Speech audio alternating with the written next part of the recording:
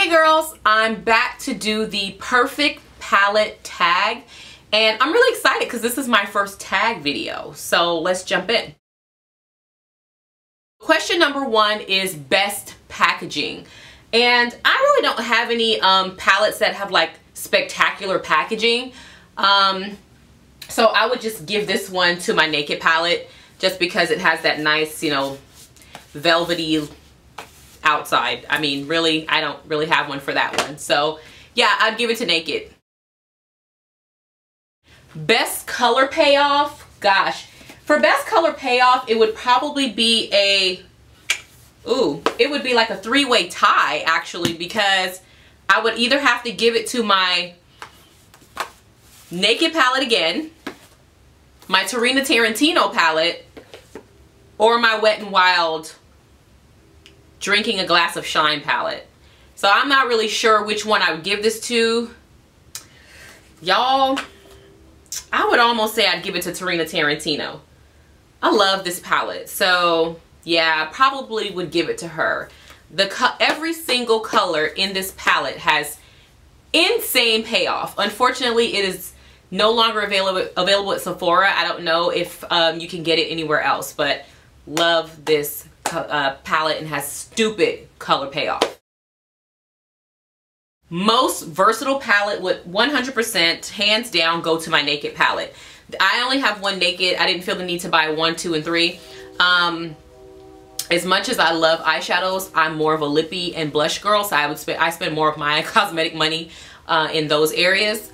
So yeah, this is definitely the palette I would go to for versatility. I mean, you just can't beat the array of colors in this palette, and everybody and mama has a review on the Naked palette, so you guys don't need me to tell you how amazing this is. It really is just a great palette, and if I was only going to own one palette, this would be it.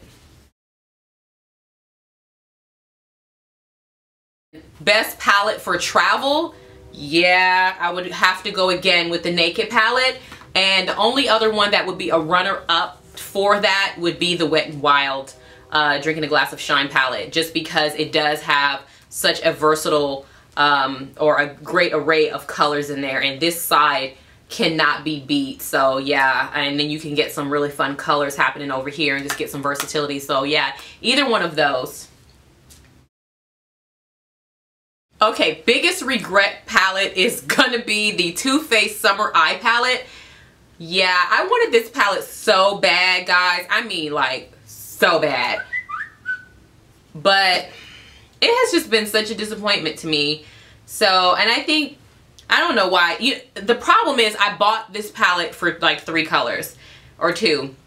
I was in love with this mermaid color here, and I still am. That is just, ooh, that's just pretty. I love that color. And the Toasted Coconut, which is just a really pretty brown that, you know, you just can't get enough of. And so I bought this palette for these 2 colors. So this would be my, you know, regret. Best color names, I'm going to give that to Tarintino, even though Naked has really cool name. Well, actually I don't like the names in the Naked palette. They're either like too sexual for me or too sinful. Like, yeah. Other than that, yeah, so I would give it to Tarintino because I really love the names of her shadows. Glenda's Kiss, Silver Shoes, Dandelion, Wicked, Very Wicked, Uzma, and Sawdust Heart. So yeah, I think those are kind of cool, and they're not offensive to me, so I like them. Least used palette. Oh, my least used palette, believe it or not, it's gonna be my my MAC palette. This is one of my I have a lot of MAC single shadows, like a lot, but I don't have a lot of MAC palettes. I tend to not buy a lot of palettes from MAC. So yeah, this one here, which is really weird because it has some of the classics in here, like Sketches in here, and what else is in here? There's some really awesome ones in here. I have to take them out. Twinks is in here. So yeah, I mean, those are all like classics and favorites. Those are awesome shades. But when, like, during the summer or the winter months, like this time of year, I tend to get a lot of use out of this palette, but it is my least used palette throughout the year. most used palette is gonna go between Wet n Wild again or my Naked palette. I use these the most. I use Naked probably, no, actually no. I do teeter between these two. It depends on what look I'm going for and all that, but I'll teeter between this side here of the Drinking a Glass of Shine, and I use Buck a lot, either as a crease color, or I'll use it a lot to fill in my brows when I don't feel like using a pencil or something. So yeah, these two are my most used palettes. Most loved palette is, again, Tarina Tarintino. I know, I'm gonna keep talking about it. I love this palette. You know, you have that one favorite palette or like all time. This is my all time favorite palette. I love this palette. I just love all the colors in it. They're just so out of the box for me, and I love that. Glenda's Kiss is a great, like, super pigmented highlight. You know, I love that. And Silver Shoes is, oh, just so pretty, guys. I love these colors. I do. I can just go on and on. Uzma, I mean, pigmentation wise, these colors are not disappointing. Look at that. I mean, they are just an array of awesomeness. So yeah, this one's my definite favorite, all-time awesomeness favorite. Love it. Now, if I was stranded on a desert island, which palette would I go for? I would definitely want to take with me, believe it or not, Call Me Bubbles. It's a quad by m.a.c. And this was, I think, last year's limited edition summer collection or spring or something. But I love this too. This one's awesome.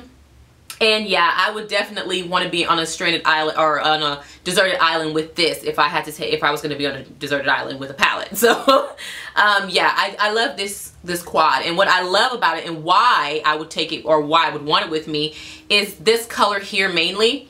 Yeah, excuse the hands because they're gross now, but this color here, I love it. Yeah, that one right there. I use this like all the time to bring warmth. Actually, I have it on today with the green to just bring some warmth back to my eye, and I love what it does for my complexion. And I actually love this pink in the quad as well, and I love the highlight. It's really nice. I can either use it on my lid or I can use it as, you know, a brow bone color, and this color here is just phenomenal. It is just gorgeous for any time of year. So yeah, I actually would like this one because these are more like everyday colors for me. So that's it for today. I hope you enjoyed the tag. I enjoyed doing it, and I actually plan on doing a couple more tags. I think tags are fun, so I tag all of you guys. Conversation girls, I tag you. Get to it. That's so gross. Okay, girls, bye.